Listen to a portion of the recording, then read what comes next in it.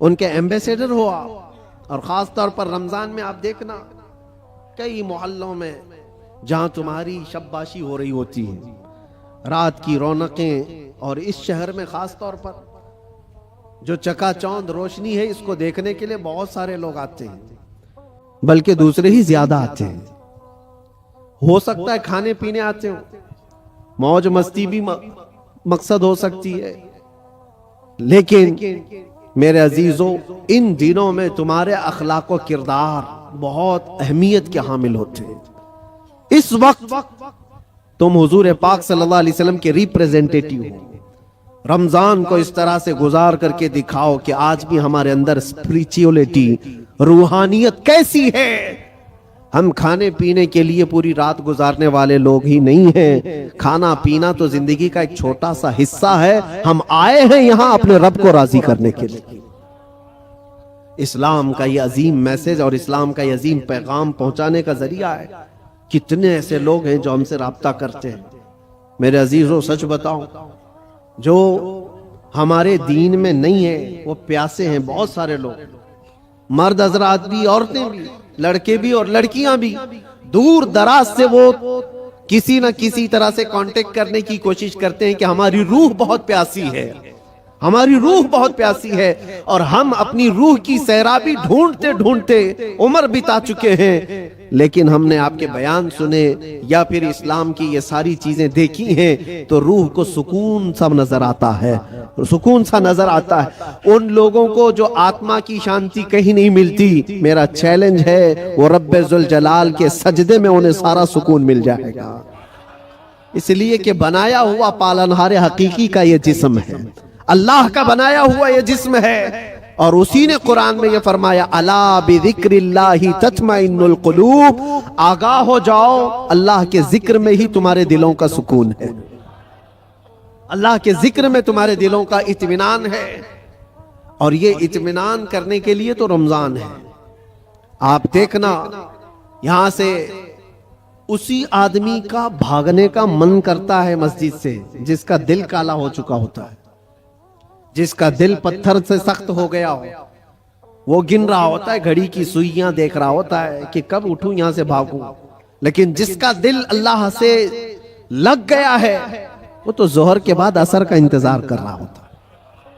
کیونکہ حدیث پاک میں حضور صلی اللہ علیہ وسلم نے یہ فرمایا ہے کہ 7 لوگ ایسے ہیں جن کو قیامت کے دن بھی اللہ اپنے عرش کا سایہ عطا فرمائے گا. وہ 7 لوگوں میں سے ایک ایسا آدمی ہے رجل تعلق قلبہ بالمساجد، ایسا آدمی جس کا دل ہمیشہ مسجد میں لٹکا ہوا رہتا ہے. دلوں کا سکون رب ذوالجلال کے حضور ہے، اور یہ پوری دنیا کو بتانے کی بھی ضرورت ہے.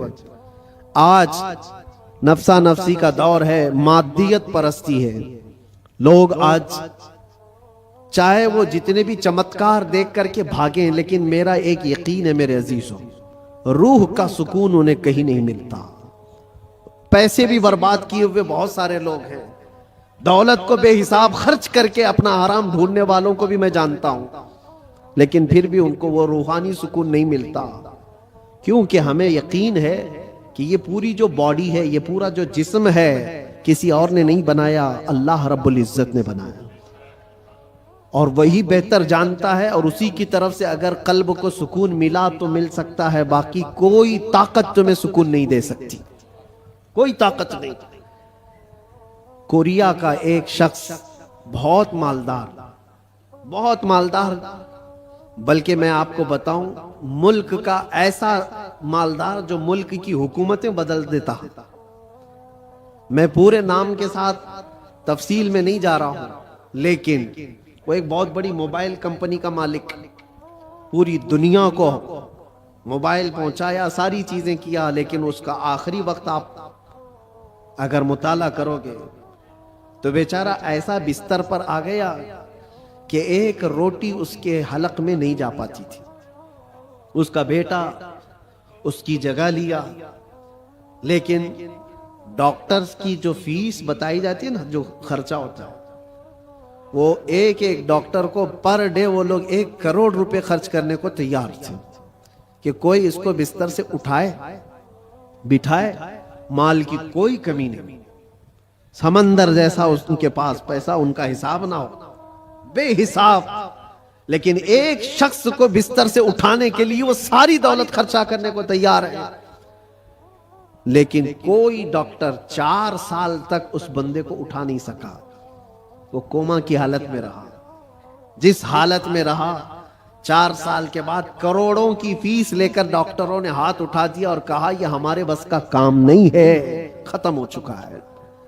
یہاں یاد رکھو اے نوجوانوں، دنیا میں کوئی طاقت نہ تمہیں کھڑا کر سکتی ہے نہ بٹھا سکتی ہے۔ قرآن میں رب تعالیٰ فرماتا ہے وَإِن يَمْسَسْكَ اللَّهُ بِضُرٍّ فَلَا كَاشِفَ لَهُ إِلَّا هُوَ وَإِن يَمْسَسْكَ بِخَيْرٍ فَلَا رَادَّ لِفَضْلِهِ يُصِيبُ بِهِ مَن يَشَاءُ مِنْ عِبَادِهِ۔ یہ آیت اکثر ہم جیل میں بھی پڑھا کرتے تھے۔ اللہ تعالیٰ قرآن میں فرماتا ہے اگر اللہ رب العزت کسی کو کوئی مصیبت دے دے، پوری دنیا مل کر کے وہ مصیبت ہٹا نہیں سکتی، اور اللہ کسی کو نواز دے تو پوری دنیا مل کر کے بھی اس نوازش کو روک نہیں سکتی، نہیں روک سکتی۔ اور یہ سارا اطمینان قلب اسی بارگاہ میں موجود ہے، اسی رب العالمین کی بارگاہ میں موجود ہے۔ آج تمہیں واپس بلانے کے لیے یہ مسجدیں پکار رہی ہیں، خاص طور پر رمضان میں ماحول ویسی بن جاتا ہے۔ اللہ تعالیٰ بندوں سے اتنا پیار کرتا ہے۔ دیکھیں تمہاری سہولت کے لیے چاند دکھتے ہی شیطانوں کو قید کر لیا گیا ہے کہ کوئی نہ آئے ان بندوں کو بہکانے کے لیے۔ صرف شیاطین کا ہی نہیں، شیاطین کا ہی نہیں، حدیث پاک میں ملتا ہے جو سرکش جنات ہیں ان کو بھی قید کیا جاتا ہے، وہ بھی زبردستی کسی پر چڑھائی کر کے جو پریشان کرتے ہیں۔ ہندوستان میں زیادہ کرتے ہیں لگتا ہے، کیونکہ یہ جو آسیب آتے ہیں، کیونکہ بابا یہاں زیادہ ہیں تو جنات بھی یہاں زیادہ ہیں، کیونکہ ہر گلی میں کسی بابا کی دکان ہے، اور جنات بھی یہی سوچ کر کے آتے ہوں گے کہ ان کا دھندا چلنے لگے یہیں سے۔ باقی ملکوں میں تو بہت کم نظر آتے ہیں، دوسرے ملکوں کا بھی ہم نے سفر کیا ہے، وہاں آسیب زدہ لوگ، جنات جن کے اوپر آ کر کے پریشان کرتے ہیں، ایسے پیشنٹ، ایسے مریض بہت کم دکھتے ہیں۔ وہ مجھے ابھی تک پتہ نہیں وجہ کیا ہے کہ جنات ہندوستان میں زیادہ کیوں ہیں، جو لوگوں کے اوپر چڑھتے ہیں، سوار ہوتے ہیں۔ خیر، اور اگر کوئی رمضان میں بھی یہ آسیبی معاملات کا شکار ہو کر کے یا بیمار زدہ لگتا ہے تو مجھے نہیں لگتا کہ حقیقت میں اس پر کوئی جنات ہیں۔ یہ تو حدیث پاک میں ہے کہ جو سرکش جنات ہیں، چاند دکھتے ہی رمضان کے ان کو قید کر لیا جاتا ہے۔ پھر کیا چیز ہے تمہارے پاس جو تمہیں بہکا کر لے جائے؟ شیاطین نہیں ہے، جنات نہیں ہے، ماحول رب تعالیٰ نے سازگار کر کے دیا ہے تمہیں۔ تم راتیں اس کے قیام کرو، اس کے دن میں روزے رکھو، اور پھر اتنا ہی نہیں بلکہ ڈیوٹی لگا دی گئی ہو کہ روزہ رکھنا ہے، نماز پڑھنا ہے، اس پر اجر کا اتنا بڑا وعدہ کیا گیا، اتنا بڑا وعدہ کیا گیا ہے۔ حدیث پاک میں ملتا ہے من قام فی رمضان ایمانا و احتسابا غفر له ما تقدم من ذنبه، او کما قال رسول اللہ صلی اللہ علیہ وسلم، جس نے رمضان کی رات کو قیام کیا ایمان کے ساتھ، پیچھے جو کچھ بھی کیا تھا سب اللہ معاف فرمائے گا، جو کچھ بھی کیا ہو سب معاف کر دیا جائے گا۔ اس میں یہ نہیں کہا گیا ہے کہ چھوٹا بڑا الگ الگ، بلکہ جو کچھ بھی اس سے ہوا ہے اب تک اللہ معاف فرمائے گا۔ اتنے بڑے اجر کا وعدہ ہے۔ رمضان تمہیں پاک کرنے کے لیے آیا، رمضان المبارکہ تمہیں رب تعالیٰ کے قریب کرنے کے لیے آیا۔ روزے بھی فرض کیا رب تعالیٰ نے تو یہ فرمایا لعلکم تتقون، تم پر روزے اس لیے فرض کیے گئے کہ تمہیں تقوی آ جائے، تم پرہیزگار بن جاؤ۔ تو رب تبارک و تعالیٰ کا یہ حکم ہے، ہم تو مائل بکرم ہیں، کوئی سائل ہی نہیں۔ روز اس کی راتوں پر رب تعالیٰ ندا فرماتا ہے کوئی مجھ سے بخشش طلب کرے میں اسے معاف کروں، لیکن لوگ کہاں پر ہیں؟ بہت سارے حالات ایسے بگڑے ہوئے ہیں کہ تمہاری راتیں بخشش طلب کرنے کی تھی، تم کیرم بورڈ پہ بیٹھے ہوئے ہو، رات بھر بکرے لڑا رہے ہو، مرغے لڑا رہے ہو، چیس کھیل رہے ہو، کرکٹ کے فٹ بال کے گراؤنڈ سجائے جاتے ہیں۔ یہ رمضان اس کے لیے آتا ہے؟ افسوس ہے، میں تو کہتا ہوں ان لوگوں پر تف ہے، لعنت ہے۔ رمضان کو بھی انٹرٹینمنٹ کا ذریعہ بنا دیا۔ لوگ تو ہمارے بزرگوں میں پہلے یہ ہوتا تھا بزرگوں کی کا مطلب اولیاء کاملین کی بات نہیں کر رہا ہوں، گھر کے بڑوں کا بھی یہ حال تھا اب تک۔ بہت سارے گھروں میں رمضان کے آتے ہی ٹی وی پر پورا پردہ ڈال دیتے تھے، چادر اڑا دیتے تھے، بہت ساری چیزیں۔ رمضان آ گیا ہے گھر کی صفائی ہو جاتی تھی، رمضان آ گیا ہے کوئی ایسی چیزیں نہ رکھی جائے گھر کے اندر، بہت سارے اہتمام ہوتا تھا۔ اور تمہیں پتہ ہے اس کے احترام پر اللہ تبارک و تعالی جنت عطا فرماتا ہے۔ روزہ نہیں رکھنے والے بھی دن میں کسی کے سامنے کھاتے پیتے نہیں تھے احترام کی وجہ سے۔ روزے دار کو کوئی ہاتھ نہیں لگاتا تھا، مارتا نہیں تھا۔ یہ بزرگوں کی تعلیمات ہوتی تھی کہ نہ ہاتھ نہیں لگانا، مارنا نہیں، روزہ دار ہے۔ یہ سارا احترام کہاں چلا گیا؟ اس کی وجہ یہ ہے میرے عزیزوں کہ تم اگر اس رمضان کو بھی بے احترامی میں گزارو گے تو یہ رمضان کل قیامت کے دن تمہارے خلاف مقدمہ کرے گا اللہ کی بارگاہ میں کہ اللہ میں اس کے گھر گیا تھا مگر اس نے میری توہین کی ہے، میری اس نے بے حرمتی کی ہے۔ اور حضور پاک صلی اللہ علیہ وسلم فرماتے ہیں قیامت کے دن جس کے خلاف رمضان کھڑا ہو گیا اس کو دوزخ میں جانا ضروری ہو جائے گا۔ رمضان اگر کسی کے خلاف کھڑا ہو گیا تو اپنے خلاف رمضان کو کھڑے ہونے نہ دو، اپنی حمایت میں کھڑے ہونے دو۔ کل رمضان آئے قیامت کے دن اور تمہاری سفارش کرے کہ مولا یہ میری راتوں کو جاگتا تھا، یہ میرے دن کو تلاوت قرآن کرتا تھا، روزے رکھتا تھا، غربا اور مساکین میں خیرات کرتا تھا، تمہاری نیکیوں کی گواہی خود رمضان دے گا۔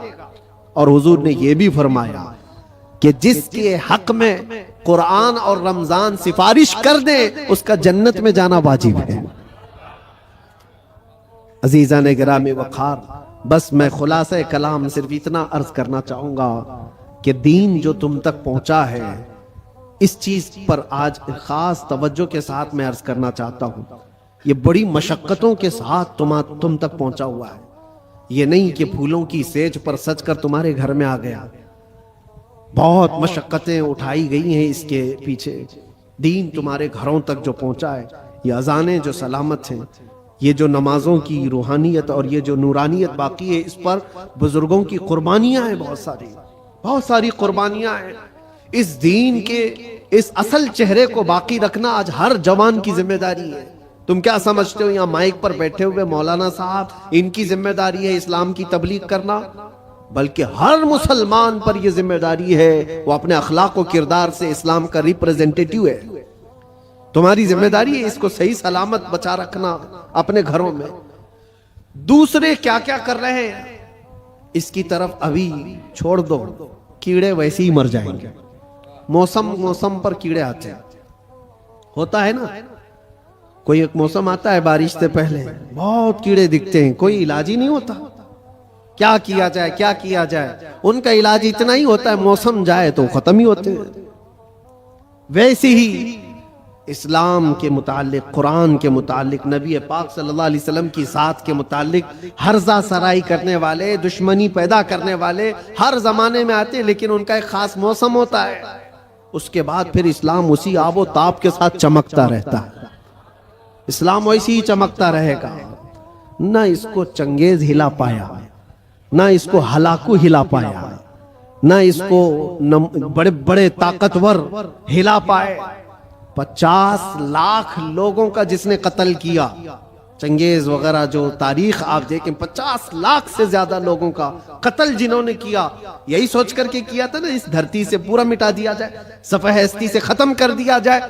حیرت کی بات ہے جس فوج نے بغداد پر حملہ کیا تھا وہی فوج دائرہ اسلام میں داخل ہوئی تھی، جس کو اقبال نے کہا تھا حرم کو مل گئے پاسباں صنم خانے سے، حرم کو مل گئے پاسباں صنم خانے سے۔ رب تبارک و تعالیٰ انہی کے درمیان ایمان کی ہدایت عطا فرما دی۔ یہ ہوتا رہے گا، یہ اسلام کا لہلہاتا ہوا پودا سلامت رہے گا۔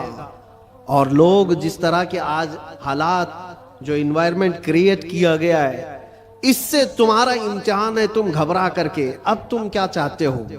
ایک سوال میں کرتا ہوں، اسلام میں ہو تو اس بات پر تمہیں کبھی گلٹی فیل ہوتا ہے؟ کبھی شرم محسوس ہوتی ہے؟ کبھی شرم محسوس ہوتی ہے کہ میں مسلمان ہوں؟ نہیں شرم آتی ہے تو پھر ٹوپی کیوں چھپاتے ہو؟ اگر شرم نہیں آتی ہے تو پھر داڑھی کیوں نکال پھینکتے ہو؟ کیوں؟ اگر تمہیں اسلام پر قائم رہنے میں فخر محسوس ہوتا ہے تو کھل کر کے اسلام پر عمل کرو، کھل کر کے۔ اسلام کسی جرائم پیشہ لوگوں کا اڈا نہیں ہے، پوری دنیا کو اچھے اخلاق سکھانے والا ایک مکمل دین ہے، پوری دنیا کو اخلاق سکھانے والا یہ دین ہے۔ تو مجھے شک کیوں ہے اس بات پر؟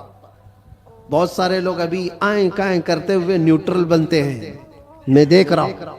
جب کبھی کوئی سوال آ جائے تو کچھ دانشور بن کر کے بیٹھتے ہیں اور پھر ایک نیوٹرل باتیں، ایک سیکولر باتیں کرتے ہوئے وہ یہ محسوس کرانے کی کوشش کرتے ہیں کہ ہم یہ نہیں سمجھتے، اسلام میں یہ چیز نہیں ہے، وہ چیز نہیں ہے، یہ بزرگ اسلام میں نہیں، وہ بزرگ اسلام میں نہیں، صرف اس لیے وہ کر رہے ہیں کہ دوسروں کو کچھ خوش کریں۔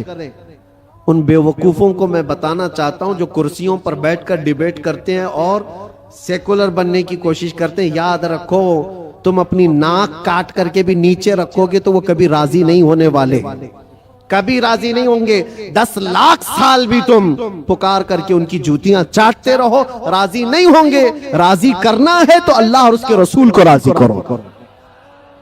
ہم جس کے لیے دنیا میں آئے ہیں، ہم جس کے لیے دنیا میں آئے ہیں، ہمیں اللہ تبارک و تعالیٰ نے حکم کیا فرمایا؟ وَمَا أُمِرُوا إِلَّا لِيَعْبُدُوا اللَّهَ مُخْلِصِينَ لَهُ الدِّينَ۔ لوگوں کو یہ حکم نہیں دیا گیا مگر صرف اتنا کہ عبادت کریں تو صرف اللہ کی رضا کے لیے، لوگوں کو دکھانے کے لیے نہیں۔ وہ کبھی دنیا راضی نہیں ہوگی، یار ایک بات یاد رکھیں، کبھی راضی نہیں ہوگی۔ تم چاہے جس طرح کے بھی بن جاؤ، دنیا تم سے راضی نہیں ہوگی۔ ہم بچپن میں ایک چیز پڑھتے تھے، ایک شوہر اور بیوی گدھا لے کر جا رہے تھے، شوہر اپنی بیوی کو بٹھایا گدھے پر اور لے کر چل رہا تھا، بیچارہ لیڈیز فرسٹ والے فارمولے پر عمل کر رہا تھا کہ پہلے عورتوں کو ہونا چاہیے، لیکن محلہ چھوڑنے والا تھوڑی نہ ہے۔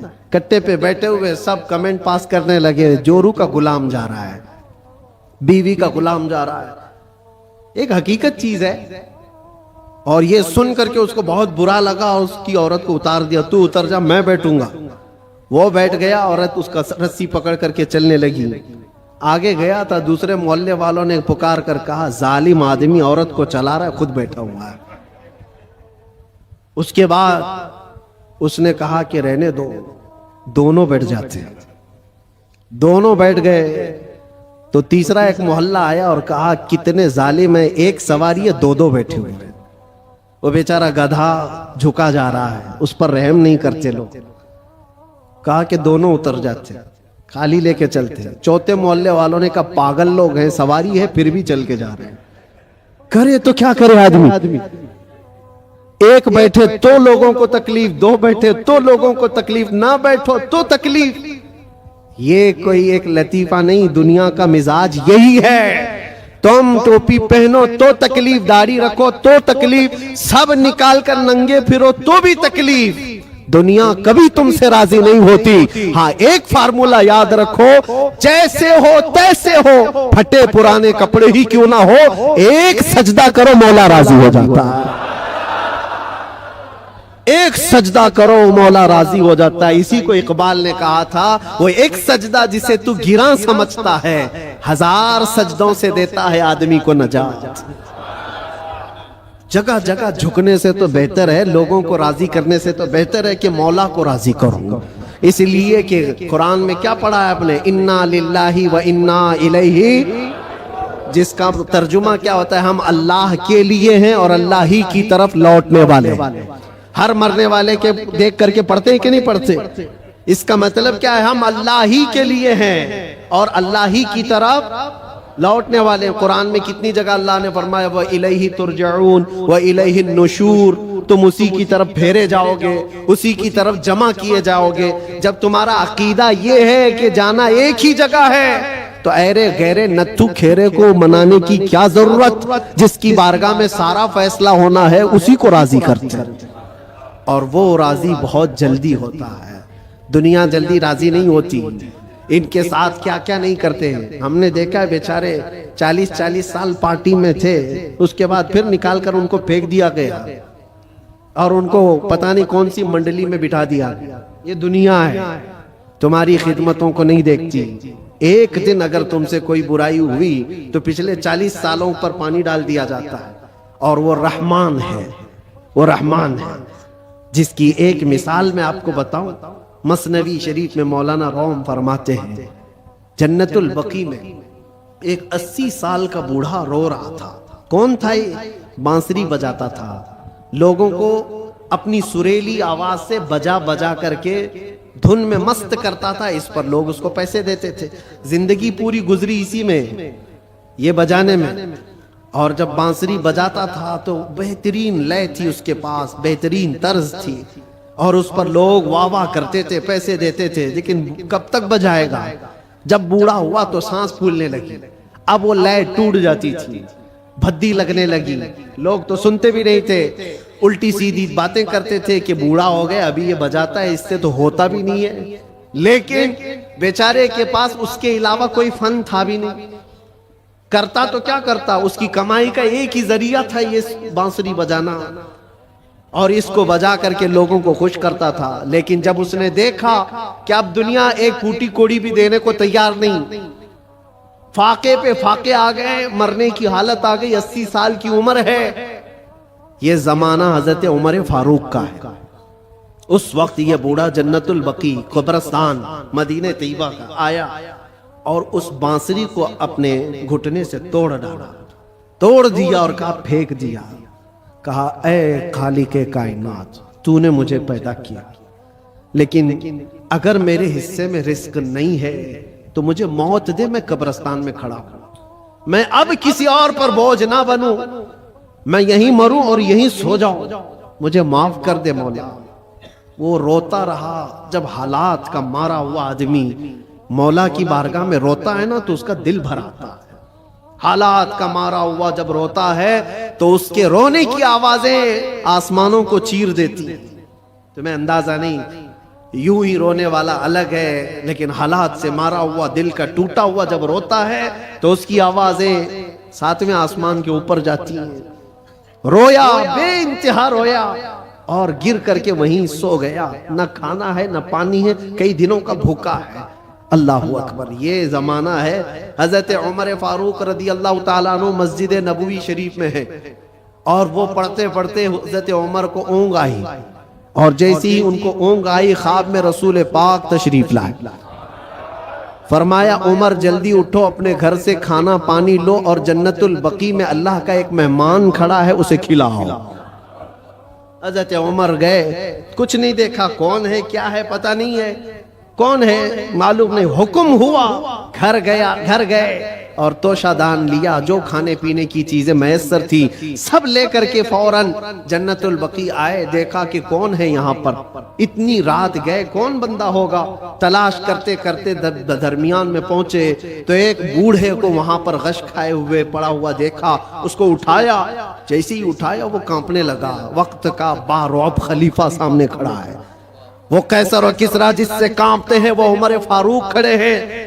بوڑھا سوچنے لگا کہیں کوڑے نہ پڑ جائے، میری سزا کا کوئی وقت تو نہیں آ گیا ہے. عمر ابن خطاب سامنے کھڑے، کپ کپی تاری تھی. پوچھا امیر المومنین کیا بات ہے؟ کہا مجھے تو نہیں پتا کیا بات ہے، لیکن مجھے کھانا دے کر بھیجا گیا تجھے کھلانے کے لیے، تجھے کھلانے کے لیے. اٹھ، کئی دن سے تو بھوکا ہے، کئی دن سے تو پیاسا ہے. وہ رونے لگا اور اس کے بعد توشہ دان لیا اور پھر پوچھا کس نے بھیجا آپ کو کھانا دے کر؟ کون کہا ہے؟ کہا کون کہہ سکتا ہے؟ ہم غریبوں کا آقا، ہم بے سہاروں کا سہارا، وہ یتیموں کا ماوا و ملجا، ہاں جس کو ہر امتی کے درد کا احساس ہے، وہ خواب میں تشریف لائے. اللہ کے حکم سے حضور پاک نے مجھے فرمایا ہے کہ جا اپنے گھر سے کھانا لے جا، اور اللہ کا ایک مہمان قبرستان میں کھڑا ہے اسے کھلا آ. اتنی بات سننی تھی، وہ چیخ مار کر کے گرا اور کہنے لگا 80 سال تک میں نافرمانی کرتا رہا، 80 سال تک بانسری بجاتا رہا، دور بھاگتا رہا، آج ایک دن کیا اس رحمان کو میں نے پکارا، وہ 80 سال کی ساری چیزوں کو چھوڑ دیا اور میرے پیٹ بھرنے کے لیے وقت کے خلیفہ کو بھیج دیا. اس رحمان کا، اس ارحم الراحمین کا یہ مظہر ہے میرے عزیزوں. آپ کیا سمجھتے ہیں؟ دنیا کو مناتے رہ جاؤ، نہیں مانتی، یہ جھوٹی ہے، مکار ہے، عیار ہے، دغاباز ہے، شہادت کھائے زہر پلائے، قاتل ڈائن شوہر کش، اس مردار پہ کیا للچائے، دنیا دیکھی بھالی ہے، سونا جنگل رات اندھیری چھائی بدلی کالی ہے، سونے والوں جاگتے رہیو چوروں کی رکھوالی ہے، آنکھ سے کاجل صاف چرا لے یا وہ چور بلا کے ہیں، تیری گٹھری تاکی ہے اور تو نے نیند نکالی ہے، وہ تو نہایت سستا سودا بیچ رہے ہیں جنت کا، ہم مفلس کیا مول چکائیں اپنا ہاتھ ہی خالی ہے۔ عزیزان گرامی وقار، میں صرف اتنی بات کہنا چاہتا ہوں کہ تمہارے پاس جو دین کا خزانہ ہے، جو اسلام پہنچا ہے، اور خاص طور پر سنیوں کو میں بار بار یہ کہتا ہوں کہ تمہارے پاس دنیا کی اتنی بڑی دولت ہے، اتنی بڑی دولت ہے جس کو آپ کمپیر نہیں کر سکتے کسی اور چیز سے، اس دولت کا نام ہے عشق رسول پاک۔ سنیوں کے سینوں میں یہ موجود ہے، وہ اپنے نبی پاک صلی اللہ علیہ وسلم کا نام آتا ہے تو انگوٹھے چوم کر کے آنکھوں سے لگا لیتے ہیں بغیر کسی کو بتائے ہوئے۔ نبی کے نام پر آج پوری دنیا بھی، آپ کو پتا ہے، ناموس رسالت کا کوئی مسئلہ آئے اور اس پر کوئی آواز اٹھے اور کوئی بے قابو ہو سکتا ہے تو دنیا کو معلوم ہے وہ سنیوں کی جماعت ہی بے قابو ہوتی ہے۔ کیوں؟ ان کو پتا ہے، پوری دنیا جانتی ہے یہ اپنے نبی پاک صلی اللہ علیہ وسلم کے لیے جو جذبہ رکھتے ہیں دل کے اندر، وہ ایسا جذبہ ہے، جان ہے وہ۔ ہمارا جذبہ کیا ہے؟ جان ہے وہ، اور جان ہے تو ہاں جان ہے ہمارے لیے، اور پھر ہمارا ماننا تو یہ ہے وہ جو نہ تھے تو، اور وہ جو نہ ہو تو، ہماری زندگی میں حضور نہ ہو تو کچھ نہیں، ہماری پوری حیات، ہماری پوری لائف، یہ جو خزانہ تمہارے پاس ہے یہ بہت قیمتی ہے، بہت قیمتی ہے۔ اسی کو اعلیٰ حضرت نے کہا ہے آنکھ سے کاجل صاف چرا لیں گے۔ آنکھ سے کاجل چرایا جاتا ہے کیا؟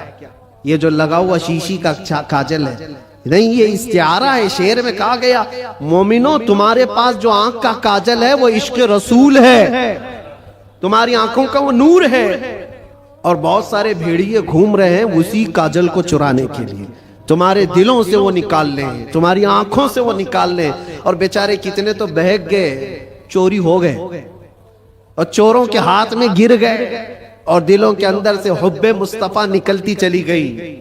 تو ان چوروں کے ہاتھ نہ لگ جاؤ، تم اپنے عشق رسول کی حفاظت کرو، اس پہ کوئی کمپرومائز۔ حضور پاک کی عزت، حضور پاک کی محبت جو تمہارے پاس ایک بہت بڑا خزانہ ہے، اس پر کوئی کمپرومائز کرو گے؟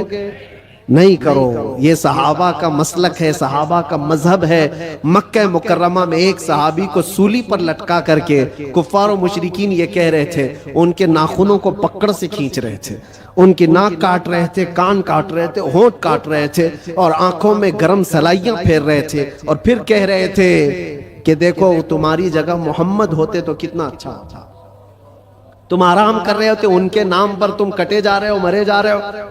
سب کٹ چکا تھا، تب جوش میں وہ صحابی بولنے لگے، خبردار میرے جسم کے ابھی 1000 ٹکڑے ہو جائیں میں برداشت کروں گا، اس نبی پاک کے تلوے میں کانٹا بھی چبھے یہ مجھے گوارا۔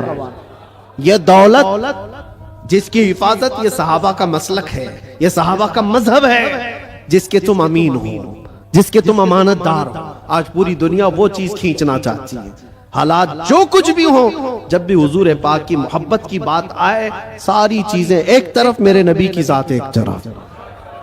اور پھر میں اسی پر آ کر گفتگو ختم کرتا ہوں میرے عزیزوں، منانا ہے تو اللہ اور اس کے رسول کو مناؤ۔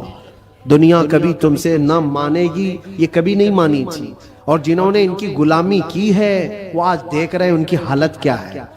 وہ ایسی حالت ہو گئی، دھوبی کا کتا، نہ گھر کا نہ گھاٹ کا، ادھر کے بھی نہیں رہے ادھر کے بھی نہیں رہے۔ جنہوں نے غلامی کی ہے اس طرح سے اپنی زندگی نہ گزارو۔ کچھ تو ان کو راضی کرنے کے لیے گئے تھے بیچارے، نام بھی بدل لیے، کپڑے بھی بدل لیے، سب کچھ کر کے دیکھ لیا، لیکن وہ بڑے خونخوار لوگ ہیں، وہ دوسری کاسٹ کو برداشت نہیں کرتے، تجھے کہاں سے برداشت کرے، لات مار کے بھگایا۔ کئی جگہوں پر یہ حالات تاریخ میں پڑھتے آؤ۔ اس لیے راضی کرنا ہو تو اللہ اس کے رسول کو راضی کرو، اور وہ ابھی میں نے واقعہ بتایا ہے کتنی جلدی مولا راضی ہوتا ہے۔ کتنی جلدی مولا راضی ہوتا ہے. یہاں تک کہ ایک حدیث اور سن لو. حضور پاک صلی اللہ علیہ وسلم محو خواب تھے, آنکھیں بند تھیں, اور اس کے بعد اچانک مسکرانے لگے, اور اتنی زور سے کہ آپ کے دندان مبارک نظر آئے. صحابہ نے پوچھا یا رسول اللہ صلی اللہ علیہ وسلم کیا بات ہے؟ تو حضور نے فرمایا اللہ کریم ایک مثال میں مجھے بیان فرما رہا ہے.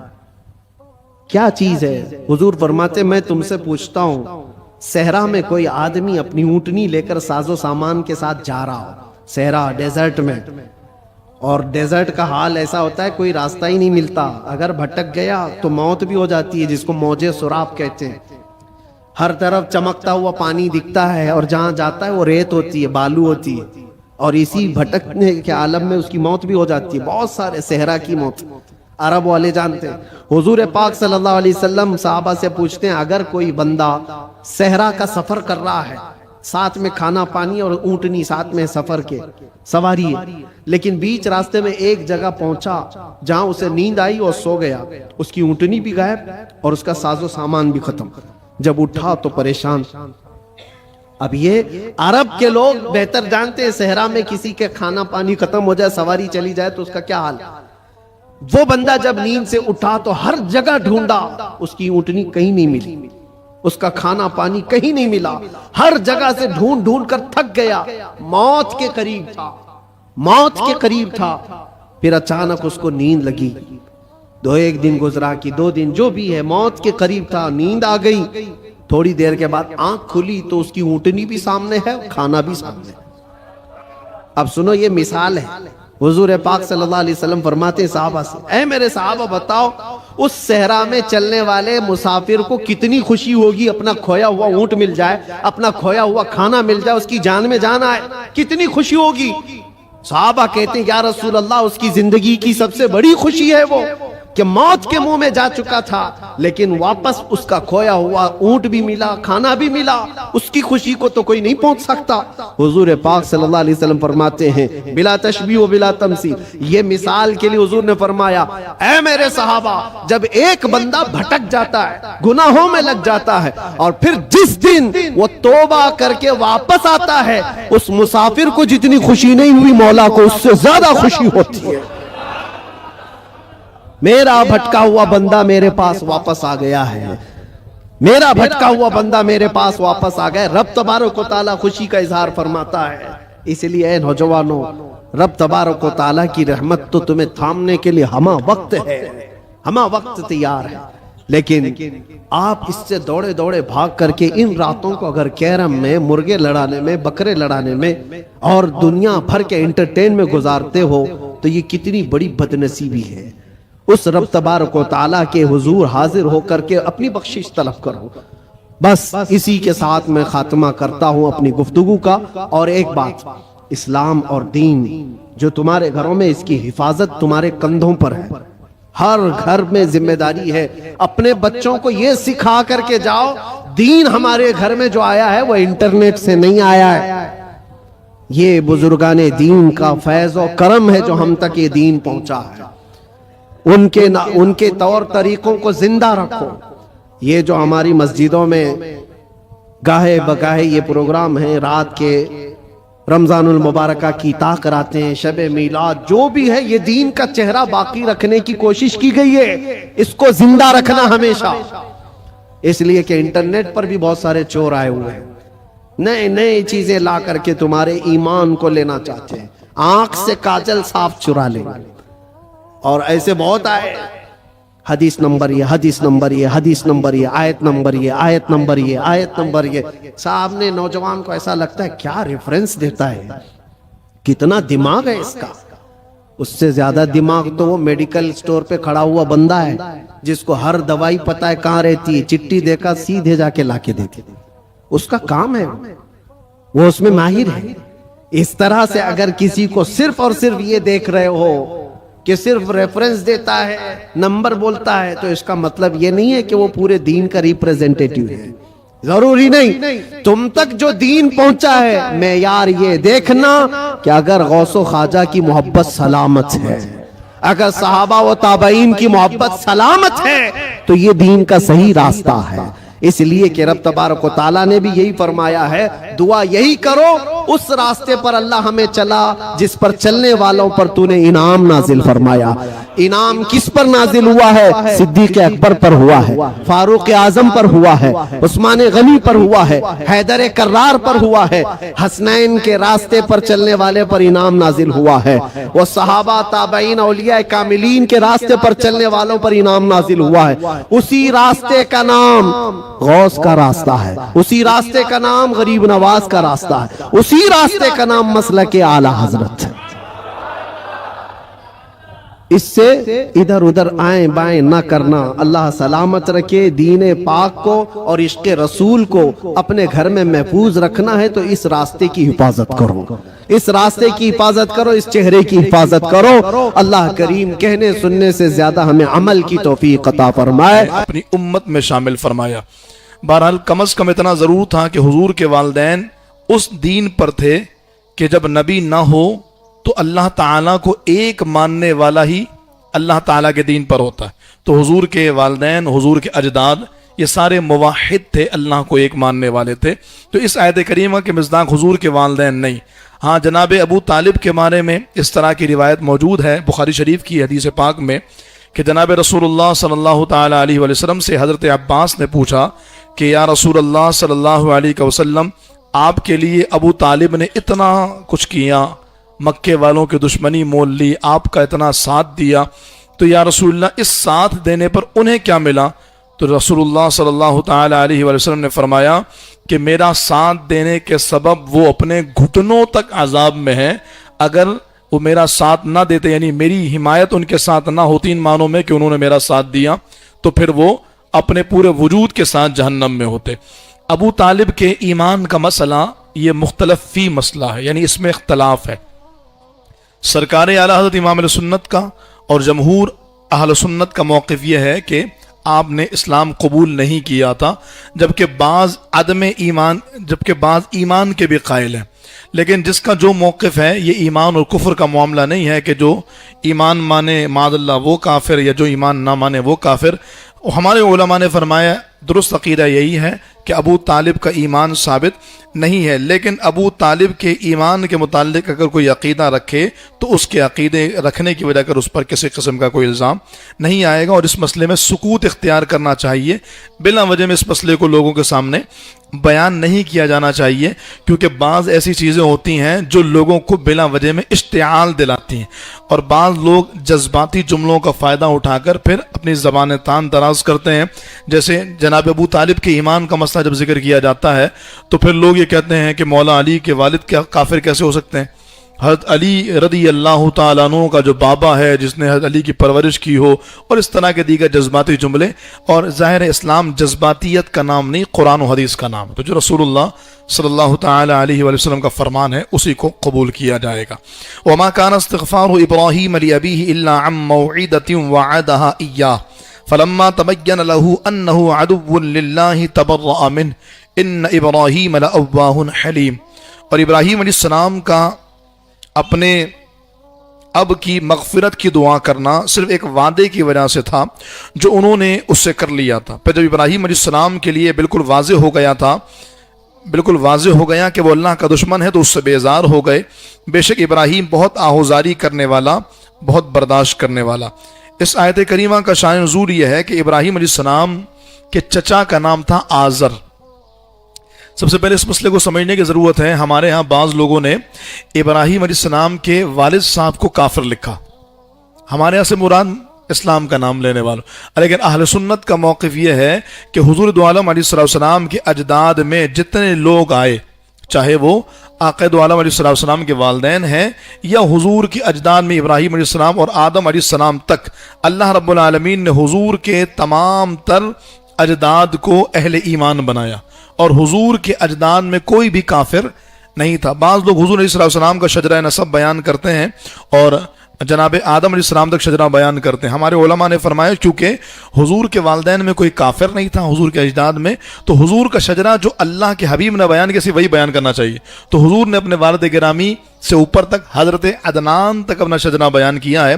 اسی کو بیان کیا جانا چاہیے. ہاں یہ عقیدہ رکھنا چاہیے کہ رسول اللہ صلی اللہ تعالی علیہ وآلہ وسلم کے والدین میں اور سرکار کے اجداد میں کوئی بھی کافر نہیں گزرا, تو اس لیے سرکار کے اجداد میں جناب ابراہیم علیہ السلام کے والد بھی آتے ہیں, ان کو بھی کافر نہیں مانا جائے گا. تو قرآن نے جس کو کافر کہا وہ کون ہے؟ تو قرآن نے جس کو کافر کہا وہ جناب ابراہیم علیہ السلام کا چچا آزر تھا. آپ کے والد کا نام تارخ اور آپ کے چچا کا نام آزر. آپ کے والد گرامی موحد تھے, مومن تھے, اور آپ کا چچا یہ کافر تھا. اب قرآن کریم کی آیت کریمہ کا مصداق کیا ہے؟ ابراہیم علیہ السلام کے چچا نے آپ سے وعدہ کیا تھا کہ وہ ایمان لائے گا, اور ابراہیم علیہ السلام نے اس سے وعدہ کیا تھا کہ وہ اس کے لیے استغفار کریں گے. لیکن ابراہیم علیہ السلام نے اس کے لیے استغفار کی. جب پتہ لگ گیا کہ اب یہ ایمان نہیں لائے گا تو پھر آپ نے اس کے لیے استغفار کو ترک کر دیا. مفسرین فرماتے ہیں ایک شان نزول یہ ہے کہ جناب مولا کائنات علی المرتضیٰ شیر خدا کرم اللہ تعالی وجہہ الکریم نے سنا کہ ایک شخص اپنے ان والدین کے لیے جو مشرک تھے دعائے مغفرت کر رہا تھا. تو جناب مولا مرتضیٰ نے کہا وہ دونوں تو مشرک تھے, ان کے لیے کیوں دعا کر رہے ہو؟ تو اس نے کہا کہ ابراہیم علیہ السلام نے بھی تو اپنے چچا آزر کے لیے دعا کی. تو پھر یہ آیت کریمہ نازل ہوئی کہ انہوں نے دعائے استغفار اس وقت تک کی جب تک کہ اس کے ایمان لانے کی امید تھی. جب ایمان لانے کی امید نہیں رہی پھر دعا استغفار نہیں کی. اب یہ ہمارے لیے بھی سبق ہے. ہمارے یہاں بعض لوگ غیر مسلموں کی موت پر دعائے مغفرت کرتے ہیں, اور پھر جب ان کو سمجھایا جائے تو کہتے ہیں کہ کیا مسلمان ہی صرف اللہ کے بندے ہیں, کیا غیر مسلم اللہ کے بندے نہیں؟ یہ اعتراض اور یہ بات خلط مبحث ہے. یقیناً ہر انسان, کائنات کا ہر ذرہ اللہ تعالیٰ کی مخلوق ہے, لیکن اسی رب نے ایمان اور غیر ایمان کا فرق بیان کیا. اسی رب نے ایمان نہ لانے پر دنیا اور آخرت میں اعمال کے برباد ہونے اور ہمیشہ کے لیے جہنمی ہونے کا اعلان فرمایا. تو اگر کوئی شخص اللہ تعالیٰ کے اس فرمان کے مخالف جا کر ایمان کو ترک کرتا ہے تو اس کے لیے دعائے مغفرت کسی صورت نہیں کی جائے گی. بلکہ یہ مسئلہ ذہن میں رکھیے گا, اگر کوئی کافر کے لیے اگر کوئی کافر کو کافر جانتے ہوئے اس کے لیے دعائے مغفرت کرے تو یہ بھی کافر ہو جائے گا. کافر کے لیے دعائے مغفرت کرنا بھی کفر ہے. اسی لیے فرمایا گیا کہ وہ جو ہم نماز میں دعا پڑھتے ہیں رب اجعلنی مقیم الصلاۃ ومن ذریتی ربنا وتقبل دعاء ربنا اغفر لی ولوالدی, اللہ مجھے بخش دے, میرے والدین کو بخش دے. اللہ نہ کرے اگر کسی کے والدین کافر ہوں یا والدین میں سے کوئی ایک کافر ہو تو یہ دعا نہیں پڑھیں گے ربنا اغفر لی ولوالدی, اس لیے کہ ان کے لیے دعائے مغفرت ہے, اور کافروں کے لیے دعائے مغفرت کرنا یہ خود کفر ہے. ہاں رہی بات یہ کہ کسی جگہ پر بلاسٹ ہو جاتا ہے, کسی جگہ پر جیسے گل پلازا ہے, اس سانحے میں ہمارے مسلمان بہن بھائی شہید ہو گئے, تو اب ظاہر ممکن ہے کہ اس میں نان مسلمز بھی ہوں, تو ان کے لیے پھر تو جب بندہ کسی کے لیے مشترکہ طور پہ دعا کرتا ہے تو اس کی مراد مسلمان ہی ہوتے ہیں, تو کافر اس کی مراد نہیں ہوتے. ہاں اسپیسیفک اگر کوئی کہتا ہے کہ فلاں کافر کی بھی اللہ بخشش فرمائے تو پھر یہ بھی کلمہ کفر ہے. ابراہیم علیہ السلام کی ایک صفت اللہ نے بیان فرمائی کہ وہ اواہ اور حلیم ہے, یعنی بہت زیادہ آہوزاری کرنے والے اور بہت زیادہ برداشت کرنے والے ہیں.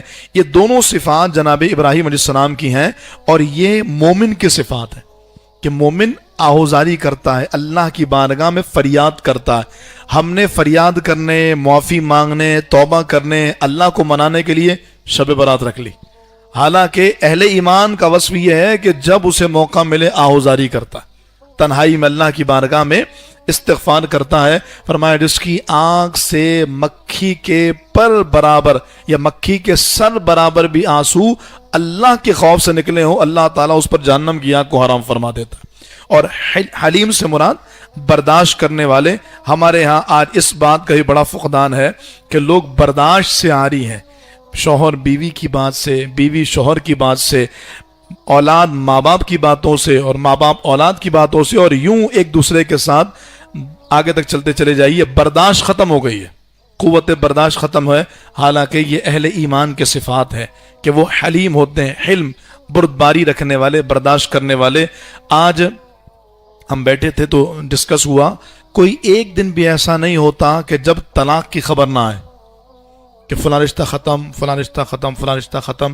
اور یہ عام لوگوں کے درمیان ہے. عام دارالفتہ چلیے, مفتیان کرام کے پاس سب سے زیادہ جو مسائل ہیں وہ طلاق کے. اور اگر آپ پوچھیں گے اس کی وجہ کیا ہے, بھائی دو الگ الگ مزاج کے مرد و خواتین ہمیشہ سے ایک ساتھ رہ رہے ہیں ازدواجی زندگی میں. اب شرح طلاق بڑھنے کا ایک بڑا سبب یہ ہے ہمارے اندر سے برداشت ختم ہو گئی. شوہر بیوی کو برداشت کرنے پر تیار نہیں ہے اور بیوی شوہر کو برداشت کرنے پر تیار نہیں ہے. یہ اہل ایمان کی صفت وہ عظیم صفت ہے جس سے گھر بچتے ہیں. تھوڑا سا درگزر کر دیا جائے. جناب عمر کا وہ فرمان یاد رکھا جائے, جب ایک شخص آیا بیوی کی شکایت کرنے کے لیے تو حضرت عمر کی زوجہ کچھ بلند آواز سے کہہ رہی تھی, واپس جانے لگا. جناب عمر نے کہا کیا ہوا, کیا بولنے ہے؟ کہا نہیں حضور بس جا رہا ہوں. کہا بتاؤ تو صحیح مسئلہ کیا ہے؟ کہا حضور میں آیا تھا بیوی کی شکایت کرنے, لیکن آپ کی زوجہ تو خود آپ سے تیز آواز سے بات کر رہی ہے. مسکرانے لگے. فرمایا یہ بھی تو دیکھو, دن بھر میرے بچوں کا خیال کرتی ہے, میرے کپڑے دھوتی ہے, کھانا بناتی ہے, آرام کا خیال کرتی, اتنے سارے کام کرتی ہے, اگر 2 جملے تیز بول ہی دیتی ہے تو برداشت کرنے میں کیا حرج ہے؟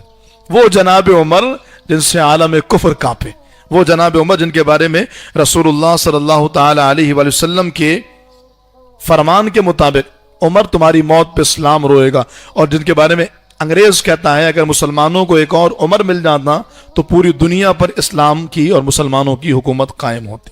وما كان الله ليضل قوما بعد إذ هداهم حتى يبين لهم ما يتقون إن الله بكل شيء عليم إن الله له ملك السماوات والأرض يحيي ويميت وما لكم من دون الله من ولي ولا نصير. اور اللہ کی یہ شان نہیں کہ کسی قوم کو ہدایت دینے کے بعد اسے گمراہ کر دے جب تک انہیں صاف نہ بتا دے کہ کس چیز سے انہیں بچنا ہے. بے شک اللہ سب کچھ جانتا ہے, بے شک اللہ ہی کے لیے آسمانوں اور زمین کی سلطنت ہے, وہ زندہ کرتا ہے اور وہ مارتا ہے, اور اللہ کے سوا نہ تمہارا کوئی حامی ہے اور نہ مددگار. اللہ تعالیٰ کسی قوم پر ظلم نہیں کرتا, بتا دیا جاتا ہے یہ صحیح ہے یہ غلط ہے. اس کے بعد بھی کوئی ہٹ درمی کرے, جیسے میں نے ایک مسئلہ آپ کے سامنے رکھا, غیر مسلموں کے لیے, کافروں کے لیے دعائے مغفرت کرنا کفر ہے, مسئلہ واضح ہو گیا. اس کے بعد کوئی ہٹ درمی دکھائے اور اپنی انا, اپنی سوچ, اپنی عقل کو اسلام پر فوقیت دے تو پھر اس کے لیے اللہ تعالیٰ کا عذاب مقدر ہو جاتا. آخری آیت کریمہ اور گفتگو کو ختم کرتے ہیں. لقد تاب اللہ علی النبی والمہاجرین والانصار الذین اتبعوه فی ساعة العسرة من بعد ما کاد یزیغ قلوب فریق منہم ثم تاب علیہم انہ بہم رؤوف الرحیم. بے شک اللہ کی رحمت متوجہ ہوئی نبی پر اور ان مہاجرین اور انصار پر جنہوں نے مشکل وقت میں نبی کریم صلی اللہ علیہ وسلم کی پیروی کی, حالانکہ قریب تھا کہ ان میں سے بعض لوگوں کے دل ٹیڑھے ہو جاتے, پھر اللہ کی رحمت ان پر متوجہ ہوئی, بے شک وہ ان پر نہایت مہربان بڑا رحم فرمانے والا ہے.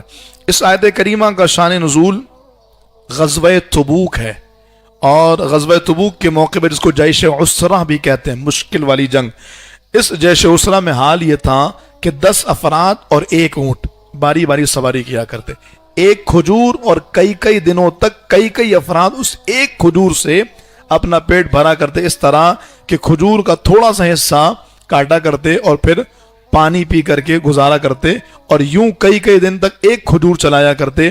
اس حال میں صحابہ کرام نے غزوہ تبوک میں حصہ لیا. پانی ختم, گرمی کی شدت, حتیٰ کہ اللہ فرماتا اگر رب کی رحمت نہیں ہوتی تو اس موقع پر تم رسول اللہ کا ساتھ چھوڑ دیتے, لیکن اللہ کی رحمت تھی کہ ان مشکل حالات میں سرکار دو عالم علیہ السلام کی بارگاہ میں صدیق اکبر حاضر ہوئے. عرض کی یا رسول اللہ دعا کیجئے.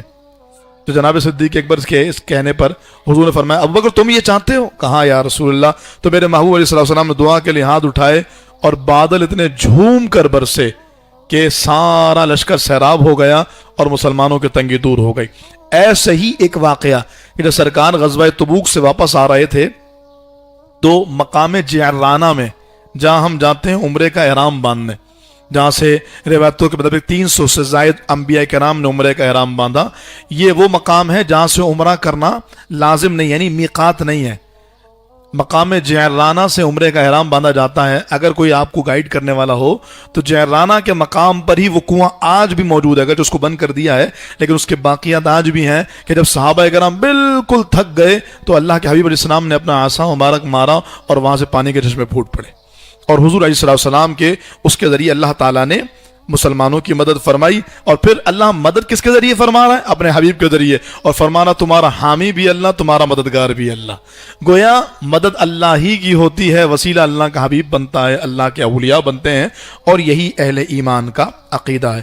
الحمدللہ رمضان شریف کی آمد ہے، تیاریوں کا سلسلہ جاری ہے۔ ہمارا یہ درس قرآن جو اتوار کے دن فجر کی نماز کے بعد الحمدللہ عید کے بعد سے شروع ہوا اور آج تک جاری ہے، اور سورۃ توبہ ہماری چل رہی ہے، اس کا بھی اختتام ہوگا انشاءاللہ، اور ہمارے بچوں کے اسناد کا پروگرام بھی ہوگا قریب، وہ بھی رمضان سے پہلے ہے۔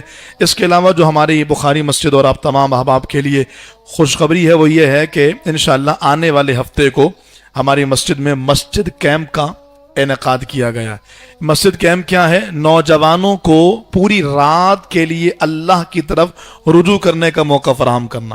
الحمدللہ ہمارے وہ افراد کے جنہوں نے شہر کراچی نہیں بلکہ پنجاب بھر کے علاقوں میں مسجد کیمپ کیا اور بڑی شاندار کامیابی حاصل کی، انشاءاللہ وہ پوری ٹیم بھی آئے گی، ہمارے اپنے مسجد کے احباب بھی ہوں گے، امام صاحب بھی ہوں گے، ہمارے مہران بھائی بھی ہوں گے، خود میں بھی ہوں گا انشاءاللہ، اور اگلے ہفتے انشاءاللہ مسجد نائٹ ہوگی، مسجد کیمپ ہوگا رات 11 بجے سے لے کر تہجد کی نماز تک، درمیان میں وقفہ بھی ہوگا اور پھر اس کے بعد فجر کے بعد ناشتے کا بھی بھرپور اہتمام ہوگا۔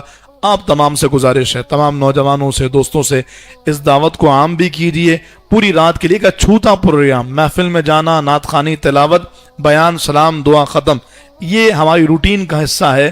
ایک اچھوتا نرالا پروگرام جس نے نوجوانوں کو اپنے سحر میں جکڑا ہوا ہے۔ رات کے 3 بجے جب نوجوان قرآن لے کے پڑھتا ہے تو ایسی روحانیت اور کیفیت ملتی ہے کہ بندے کا وجود اس بات کی گواہی دیتا ہے کہ آج کا نوجوان اپنے مقصد کی طرف لوٹ رہا ہے۔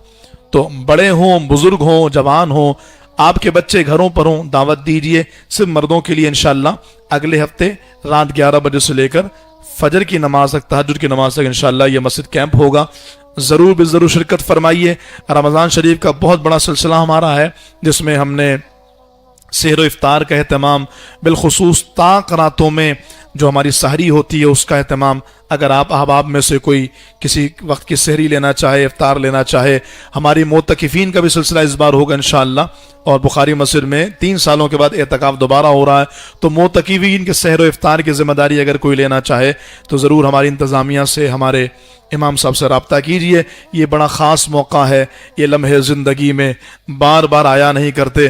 ہم تو یہ بھی نہیں جانتے کہ ہمیں رمضان ملے گا بھی یا نہیں ملے گا، دعا یہی کرتے ہیں اللہ اپنے فضل سے صحت و عافیت کے ساتھ ماہ رمضان عطا فرمائے۔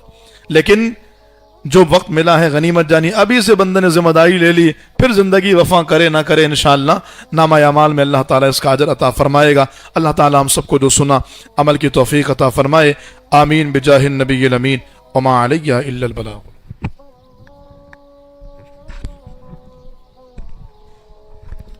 اعوذ باللہ من الشیطان الرجیم، بسم اللہ الرحمن الرحیم، یا اللہ یا علی یا عظیم یا حلیم یا علیم، انت ربی وعلمک حسبی فنعم الرب ربی ونعم الحسب حسبی، تنصر من تشاء وأنت العزيز الرحيم، نسألك العصمة في الحركات والسكنات والكلمات والإرادات والخطرات من الظنون والشكوك والأوهام الساترة للقلوب عن مطانعة الغيوب، فقد ابتلي المؤمنون وزلزلوا زلزالا شديدا، وإذ يقول المنافقون والذين في قلوبهم مرض ما وعدنا الله ورسوله إلا غرورا، فثبتنا وانصرنا وسخر لنا هذا البحر كما سخرت البحر لموسى عليه السلام،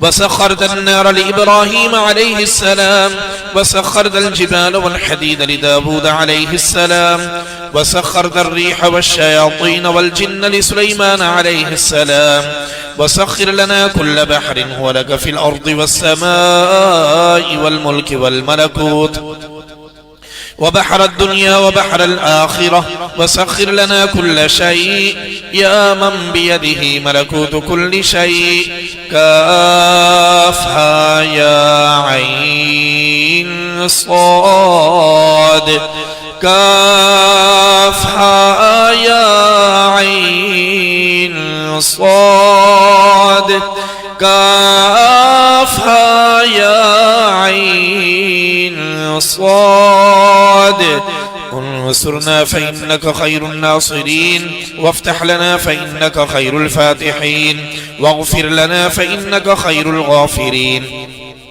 وارحمنا فإنك خير الراحمين وارزقنا فإنك خير الرازقين واحفظنا فإنك خير الحافظين واهدنا ونجنا من القوم الظالمين وهب لنا من لدنك ريحا طيبة كما هي في علمك وانشرها علينا من خزائن رحمتك واحملنا بها حمل الكرامة مع السلامة والعافية في الدين والدنيا والآخرة إنك على كل شيء قدير.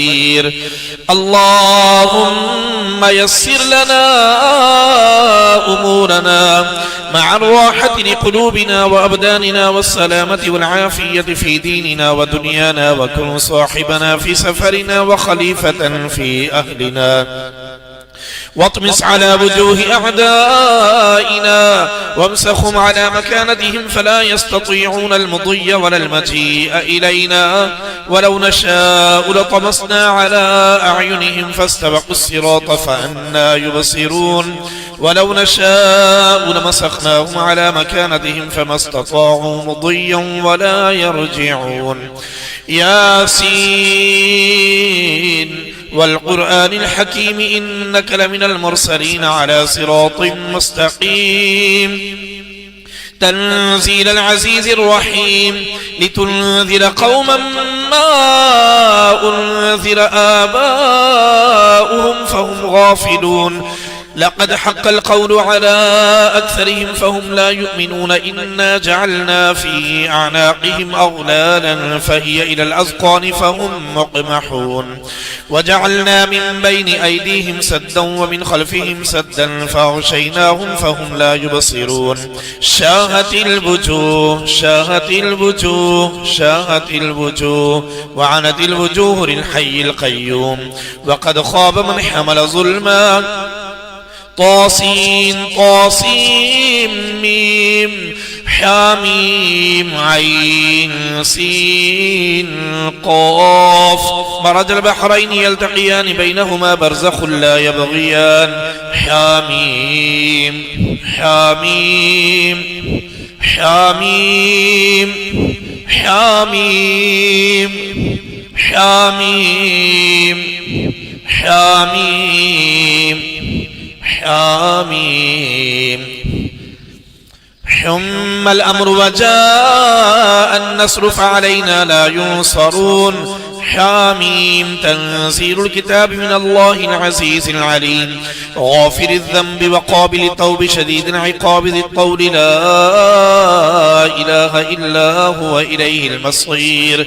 بسم الله بابنا تبارك حيطاننا ياسين سقفنا كافها يا عين صاد كفايتنا حاميم عين سين قاف حمايتنا فسيكفيكهم الله وهو السميع العليم. ستر العرش مسبور علينا وعين الله ناظرة إلينا بحول الله لا يقدر علينا والله من ورائهم محيط بل هو قرآن مجيد في لوح محفوظ فالله خير حافظا وهو أرحم الراحمين. إن وليي الله الذي